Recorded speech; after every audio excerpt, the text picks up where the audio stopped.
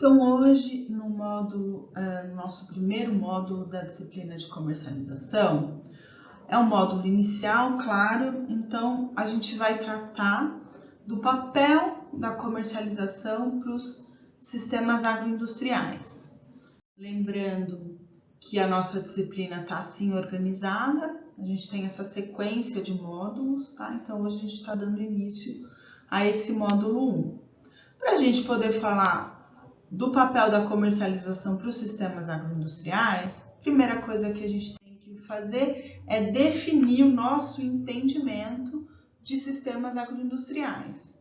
E por que eu uso, esse aporte para explicar a agricultura?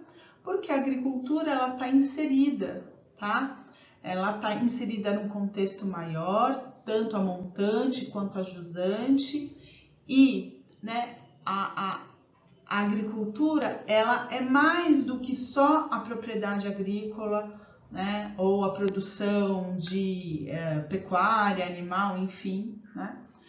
A agricultura é mais do que isso. Então, ela está inserida num contexto maior, em que envolve os atores, os agentes que produzem, o próprio produtor rural, a agroindústria, que faz o processamento desses produtos e agrega valor, bem como as empresas responsáveis pela distribuição desses produtos, chegando até o consumidor final.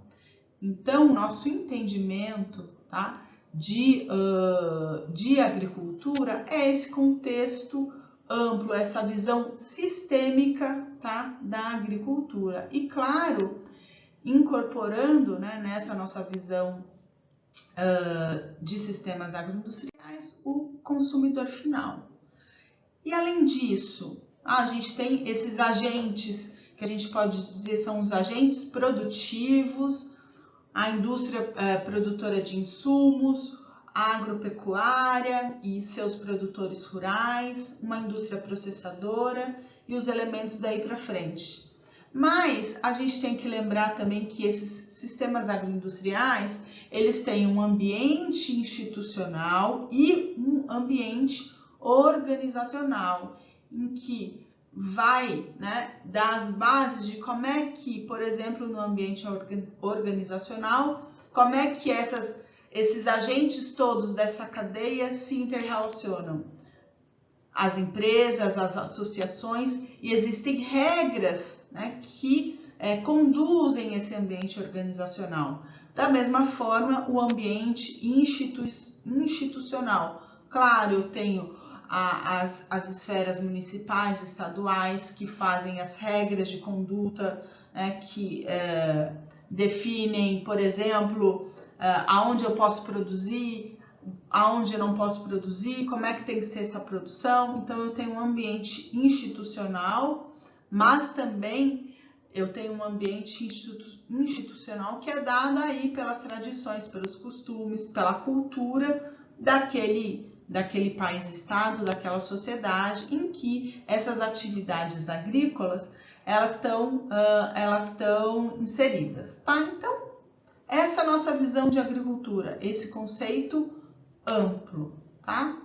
Dito isso, aí sim a gente vai entender qual o papel do comércio, da comercialização.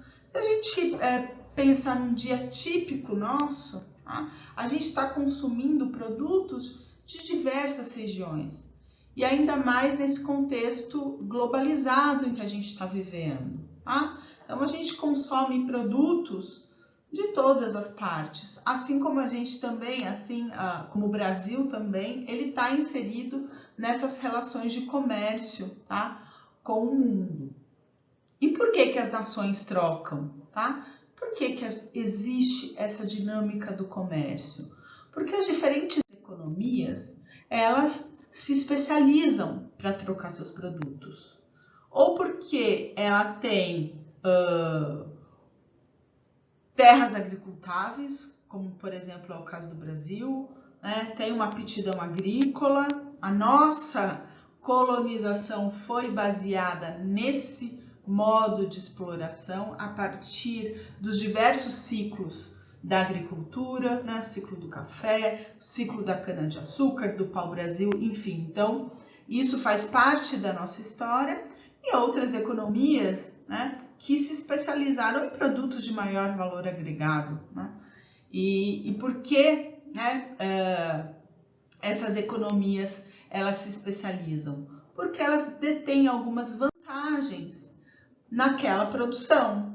E aí elas se especializam aonde elas têm vantagens produtivas e a partir daí tem a dinâmica da comercialização. E aí fica assim, né, uma questão, é possível a gente se especializar em tudo? Ou a gente pode questionar também essa característica brasileira em só produzir, né, agricultura e não agregar valor. Fica um questionamento do tipo de política econômica em que é imposta, né, para o Brasil. Mas, enfim, isso é uma outra discussão também. A gente precisa desenvolver mais o nosso setor industrial, inclusive um setor industrial ligado à agricultura, tá? Mas, enfim, a gente está tentando aqui explicar o porquê que a comercialização acontece. Ah, então, é possível, por exemplo, que o produtor rural, ele produza todos os seus meios de produção, todos os maquinários, faça o melhoramento das sementes, enfim, ele pode fazer tudo isso?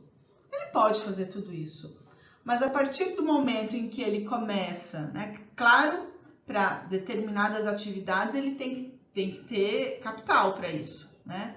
Tem que ter capital e tem que ter know-how para desenvolver determinadas atividades, né?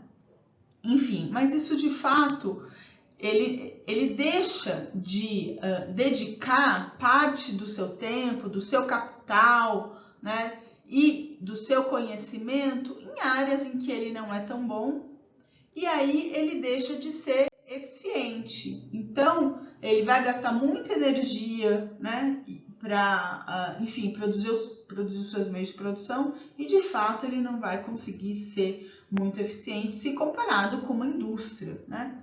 Enfim, então é importante que o produtor rural ele se dedique, né, e fique eficiente no seu modo de produção e, no período recente, nas práticas de gestão, que ele acompanhe de uma forma mais empresarial o seu negócio, né?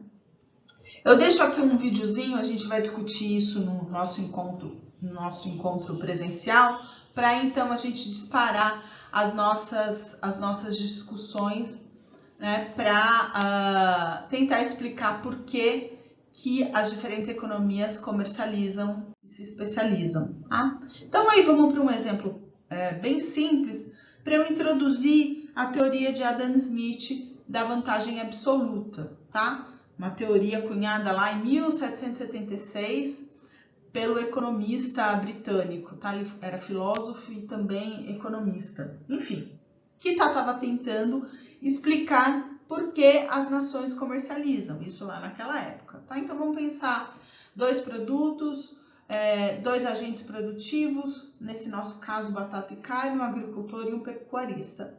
E aí vem a pergunta, né, que ele tentava responder, o que cada um deve produzir e por que eles devem comercializar, tá?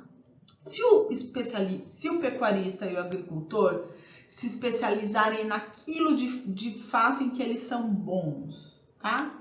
O agricultor ele vai produzir batatas e o pecuarista ele vai produzir, vai se dedicar à pecuária, tá? À criação de gado, enfim.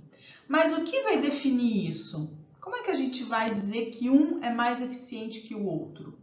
Uma das formas de se medir isso, por exemplo, né, é quem produz e a que custo. Ou seja, eu posso pensar em quantas horas, tá, de trabalho o agricultor gasta para produzir uma unidade de batata e quantas horas o pecuarista gasta para produzir uma unidade também de batatas. E aí quem for mais eficiente é que vai se dedicar, por exemplo, à produção de batatas. Então é daí que o Adam Smith desenha a teoria dele das vantagens absolutas, tá?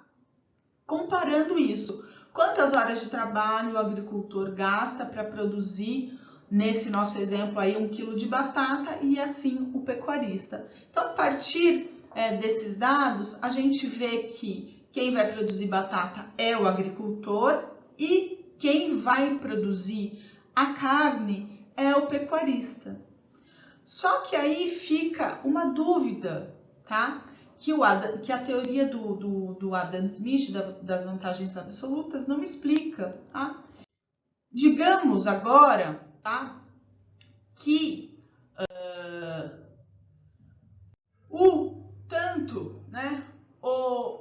o agricultor, né?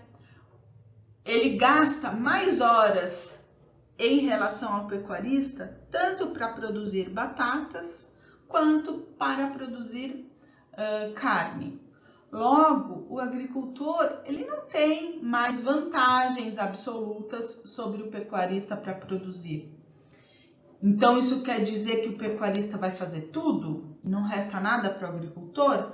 Então, vamos pensar nesse paradigma para explicar, né? Bom, digamos que o Brasil não tenha vantagem nenhuma, nem na agricultura, nem na indústria química, né? Enfim, a gente gasta muitas horas de trabalho para qualquer atividade. Logo, o Brasil não vai produzir nada e só vai importar seus produtos.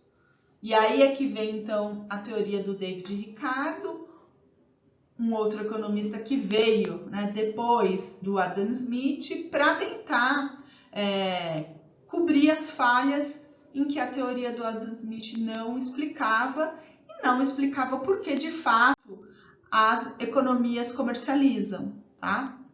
Então, aí vem a teoria das vantagens comparativas de David Ricardo, em que eu tenho que avaliar não só uma nação em relação à outra, eu preciso avaliar a nação em si mesma, no que ela é mais eficiente. E aí sim, isso motiva a comercialização, tá? O que ele chamou então de custo de oportunidade, a quantidade de um produto para a produção de um produto em sacrifício à produção de outro. Então eu tenho vantagens para produzir um bem em detrimento de outro, tá? E aí, fazendo a nossa comparação aqui das carnes e da batata, por exemplo, então digamos que o pecuarista ele tem vantagem absoluta sobre o agricultor, tanto na produção de batata quanto na produção de carne. Logo ele vai produzir tudo e o agricultor nada? Não, vamos ver no que de fato o agricultor é eficiente olhando só para o agricultor. Então, ele é mais eficiente, sim, na produção de batatas do que na produção de carne. Logo, ele vai se especializar na produção de batata. Já o pecuarista, ele é mais eficiente, continua sendo mais eficiente na produção de carne. Então, é melhor ele gastar, né, as suas horas de trabalho que são limitadas, tá? Então, ele tem uma limitação de horas. Então, ele vai usar as horas de trabalho no que ele é mais eficiente, tá? Então, ele tem um custo de oportunidade para a produção de carnes ao invés de batatas. Então, nisso a gente diz que o agricultor, né, ele tem vantagem comparativa na produção de batatas em relação ao pecuarista. E o pecuarista tem vantagem comparativa na produção de carne em relação ao agricultor. E é isso, então, a partir dessas teorias, conhecendo, né, esses postulados aí, vantagem comparativa e absoluta, a gente começa a entender por que as relações de troca se dão. Claro, a gente pode pensar na comercialização, né, como se fosse uma feira livre. Isso é uma forma de comercialização. A transação acontece num único momento do tempo, tá? Então, é uma relação que se estabelece entre um comprador e um vendedor num único momento. Quem está interessado em comprar alguma coisa vai até a feira livre, quem tem alguma coisa para vender vai nessa feira livre e as coisas acontecem ali. Mas a gente vai ver que nos casos agrícolas e em muitos outros, tá? Mas a gente está falando da comercialização agrícola nessa disciplina, a gente vai entender que existem muitas outras formas de se realizar trocas, de se realizar a comercialização. E a gente vai passar por eles, a gente vai falar um pouco de mercado a termo, a gente vai falar um pouco de contratos, de integração vertical, enfim, e as formas híbridas, né, que ficam entre esses mecanismos clássicos de comercialização. Eu sempre gosto de frisar, desde sempre, que contratos futuros, derivativos agropecuários não são mecanismos de comercialização, tá? Eles são formas de fazer a gestão do risco agrícola, porque a atividade agrícola, como vocês bem sabem, está sujeita a muitos riscos, riscos climáticos, né? Riscos que o produtor rural não consegue antecipar todos eles, né? Então, os derivativos agropecuários, o mercado futuros, contratos futuros negociados na BMF-Bovespa são uma forma de fazer a gestão do risco, tá? Do risco de preço, né? Que está sujeito, claro, aos riscos climáticos. Enfim, ao longo, né, do processo de comercialização, o entendimento de comercialização também vai mudando ao longo do tempo, né? Então, sim, o entendimento de comercialização é um conceito mais amplo em que estão associados também o processo de transformação, diferenciação e agregação de valor. Isso é muito presente no caso agrícola também.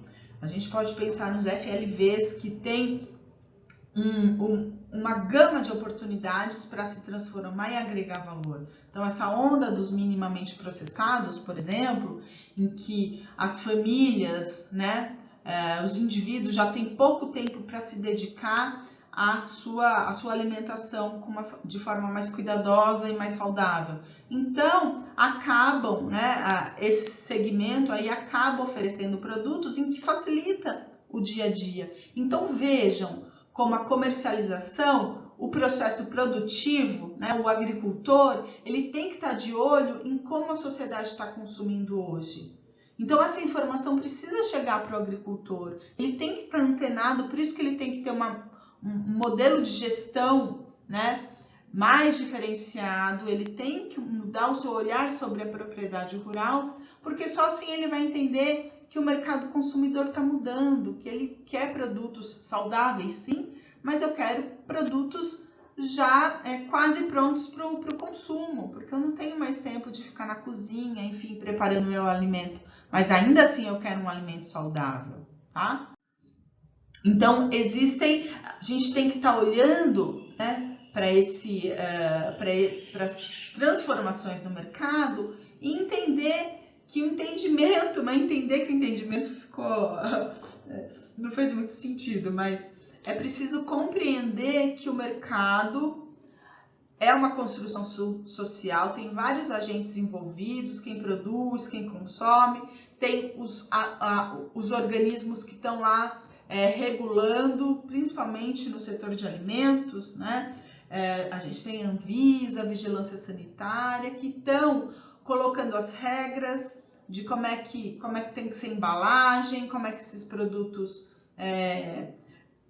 têm que ser apresentados, né? Tem um conjunto de regras, né, que são definidas para diferentes mercados. Então, se eu estou falando de grãos é uma coisa, se eu estou falando de FLV é outra coisa, se eu estou falando de produtos industrializados, tem um outro conjunto de regras, enfim. E tudo isso vai definir o quê? A dinâmica de preços. Se os preços, né, daquele segmento vão ser maiores, menores, isso em função das regras impostas para aqueles produtos. Então, por exemplo, se a gente falar do segmento de orgânicos, eu tenho, né, não é simples, claro, não é só ter um modelo de produção livre de agrotóxicos e de defensivos e de insumos, tá? De fertilizantes, né? Então, é mais do que ter um modelo de produção livre de agrotóxicos e livre de fertilizantes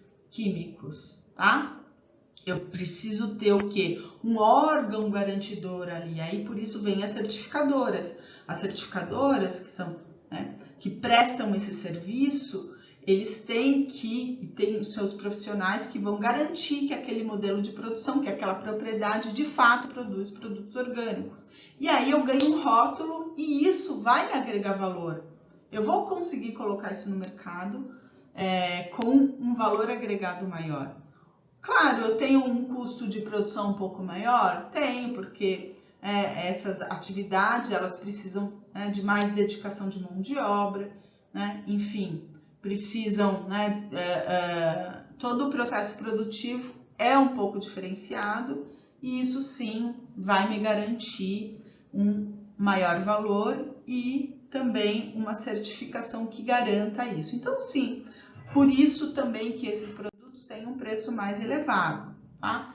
Então, a gente falou um pouco do nosso entendimento do que é agricultura, dessa nossa visão sistêmica da agricultura, né? Então entendam isso, a agricultura é muito mais amplo, é mais do que olhar, né, lá dentro da propriedade rural, é um contexto amplo. E se vocês, engenheiros agrícolas, não entenderem isso agora, a vida profissional de vocês vai ficar muito mais complicada, tá? Então já tenham essa visão ampla, né? Porque a agricultura ela tá submetida a outros setores econômicos, tá? E aí a comercialização também tem esse contexto mais amplo, em que eu estou olhando não só essa coordenação entre a produção e o consumo. Claro, eu preciso eu preciso colocar na mesma roda, né? Quem produz e quem vai consumir mais, como é que isso vai se dar, né? De quem é a responsabilidade de oferecer um produto que siga as regras ou padrões estabelecidos para aquele mercado? Digamos que eu estou falando da indústria agora, né? A indústria, bom, ela quer produzir um suco, mas é um suco, bom, tem adição de açúcar, então ele não é suco, né? Ele tem uma outra categoria para definição dele, né? Um suco in natura, né? Ele é uma bebida, né? Que tem uma outra classificação, né? Suco in natura, enfim. Isso tem que estar disposto ali para o consumidor, tem que estar disposto na embalagem, tá? Então, porque a embalagem é a forma com que o consumidor tem de identificar o que de fato está ali naquele produto, quanto de sal, de gorduras, enfim. E aí eu tomo a decisão se eu vou querer comprar aquele produto ou não, tá? Então, tem um agente regulando isso e aí sim o consumidor define se vai ou não, tá? Então, esse é o contexto amplo, né, em que eu tenho que tratar do fluxo de materiais e produtos, claro, porque tá saindo algo físico, né, para o consumidor final, e o consumidor final ele vai mudando, bom, as famílias vão ficando menores, então as embalagens também acompanham isso, diminuem, apresentam, bom, as famílias hoje têm um grupo de consumo que tem um apelo mais saudável, então as pessoas hoje, né, têm um grupo de consumidores sim que olha os rótulos, identifica, né, quero um produto com menos teor de sódio, quero um produto com menor teor de gordura, não quero um produto com conservante, corante, que não sejam naturais, enfim, tem um mercado para isso, tá? Não estou dizendo que isso é a realidade brasileira, a realidade brasileira é outra, né? Principalmente agora em período de superinflação, né? Então, o nosso poder de compra caiu muito, então a gente ignora, inclusive a classe média, né? Ignora todo esse paradigma aí e acaba optando, claro, para o menor preço possível, tá? Então, Vejam, a indústria também tem que se adaptar, né? Ou ela oferece produtos de uma outra linha, né, para atender a demanda, né? Enfim, é importante, né, que a gente entenda, né, que essa produção rural, ela tá... Vejam, por isso que eu insisto nessa questão sistêmica, porque assim como a produção, a comercialização também, ela tem que entender esse processo produtivo, esse produtor rural, o que ele está submetido. Ele precisa definir quanto e quando produzir, o que e como produzir. Então, ele tem que olhar, claro, para a sua propriedade, se eu estou em Minas, se eu estou em São Paulo, onde é que a minha propriedade está localizada, como é que são as condições edafoclimáticas ali, e aí o que produzir. Claro, tem assim, a história daquela família, né? Enfim, ou estou falando de um empreendedor que quer comprar a propriedade, tá bom, mas aquela região, quais são as características produtivas ali, o que é possível, né? Mas, por outro lado, para quem que eu vou vender? Né? Onde é que está o meu mercado consumidor? O que eles compram? Como é que eu vou vender? Vou vender isso na feira livre? Vou vender isso para uma indústria? Bom, se eu for vender isso para uma indústria, eu preciso fazer um contrato com essa indústria. Né? Porque como é que a indústria vai comprar meu produto? Só a partir de um contrato. Contrato de compra e venda, que vai ter uma série de regras ali e características do produto que eu vou vender. E quando que eu vou receber? Eu vou receber isso antecipadamente? Vou receber uma parte antecipada e o resto na entrega? Enfim, vejam todos os requisitos que o produtor rural tem que conhecer para ir poder transacionar seus produtos. Então, por isso que é importante a gente conhecer os empreendimentos rurais. E a partir de agora também que a gente precisa parar com isso de que só grandes propriedades é que são eficientes. Se a gente pega os dados do censo, né, e o último agora, o censo de 2017, a gente confirma essas questões. O Brasil, de novo, é um país plural, mas com uma concentração fundiária muito grande. Isso é um problema? É um problema. Porque, como a gente vai ver, a gente tem grandes propriedades improdutivas. A maioria delas é improdutiva, tá? Então, isso aqui a gente tem os últimos dados junto ao INCRA, né, que também é uma instituição que está sendo desmontada, infelizmente, né? Mas a gente tem de tudo, né? A gente tem pequenas propriedades também, né, não tão produtivas, mas sim muitas grandes propriedades improdutivas.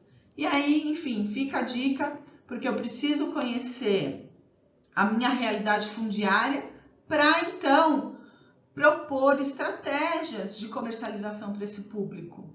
Você, engenheiro agrícola, que amanhã vai estar numa trading, né? Enfim, no banco, vai estar prestando serviço para esse setor, você precisa entender como é que é a realidade fundiária para ir pensar em estratégias. Bom, o que pequenas propriedades, médias propriedades precisam? Ela é a realidade do nosso país? Bom, infelizmente, né, não. E se a gente for analisar aí os dados do censo, a gente vai ver que concentrou ainda mais, né? Enfim, preciso pensar em estratégias para esse público. Esses públicos, cada público precisa de estratégias de comercialização diferenciadas. E aí, preciso abrir mais área para ser mais produtivo? Não, tem muita área já. Então, essas áreas improdutivas, elas têm que ser mais eficientes. Então, vale a pena desmatar mais? Não, não vale. A gente já tem muita área aberta. Então, tá, como é que esse produtor vai ficar mais eficiente? Bom, vamos lá com a agricultura de precisão. Então, vamos fazer rotação de cultura, vamos colocar soja, vamos colocar milho. Você acha, vamos fazer rotação de soja, amendoim. Tem muitas regiões, principalmente no estado de São Paulo, fazendo rotação soja, amendoim. O milho, né? o próprio melhoramento genético do milho promoveu agora 3 safras. Então, o milho dito safrinha é a maior produção de milho, né? Isso porque eu consegui encurtar o ciclo do milho. Então, tem regiões que eu consigo tirar 3 safras, ou fazer rotação soja, milho e milho, né? E milho de novo. Enfim, vejam, é possível, né, tornar essas propriedades mais produtivas, sim. E para isso elas precisam de estratégia de comercialização. Olha só, vamos nos organizar aqui, essa região, vamos criar uma associação, uma cooperativa para negociar a nossa soja com a Cargill, com a Bunge, com a DM. Sim, a gente negocia melhor, né? Enfim, tem várias estratégias que a gente vai tentar dar alguns elementos aqui para vocês. Então, hoje é o que eu tinha preparado. Em sala, a gente vai explicar um pouquinho mais do estudo de mercado e preparar as primeiras questões que cada grupo vai ter que responder.